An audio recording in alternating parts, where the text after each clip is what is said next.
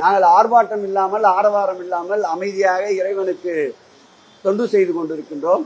அந்த வகையில் 3000வது திருக்கோயில் பணியை நம்முடைய நாகப்பட்டினம் மாவட்டம் திருப்புகழூர் திருக்கோயிலில் அந்த 3000 ஆண்டு குடமுழுக்கை நடத்த இருக்கின்றோம். அதில் துறையுடைய அமைச்சர் என்ற முறையில் நானும், அந்த மாவட்டத்துடைய பொறுப்பு அமைச்சர் என்ற முறையில் அன்பிற்கினிய அன்பில் மகேஷ் பொய்யாமொழி அவர்களும் பங்கேற்கிறார்கள். அந்த மாவட்டத்துக்கு உட்பட்ட சட்டமன்ற உறுப்பினர்கள், உள்ளாட்சி பிரதிநிதிகள், நாடாளுமன்ற உறுப்பினர்களும் பங்கேற்பார்கள்.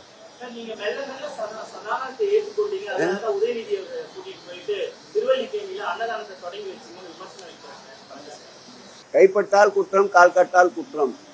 நாவலர் பாணியிலே சொல்ல வேண்டும் என்றால், பழுத்த மரத்தில் தான் கல்லடிப்படும்.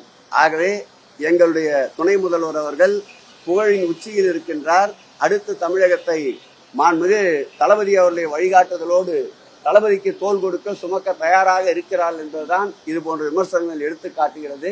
எம்மதமும் சம்மதமே, எல்லோருக்கும் எல்லாம் என்ற ஆட்சி இந்த ஆட்சியில் அன்னதான திட்டத்தை துவக்கி வைப்பதில் எந்த விதமான தவறும் இல்லை.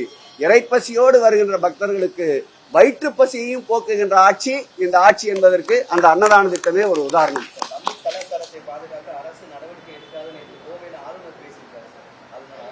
அவருக்கு தமிழ்நாட்டுக்கு இந்த 3 வருஷமா தான் சம்பந்தம்.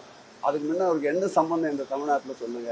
தமிழே இங்க வந்துதான் கத்துக்க ஆரம்பிச்சிருக்கேன்னு இருக்காரு.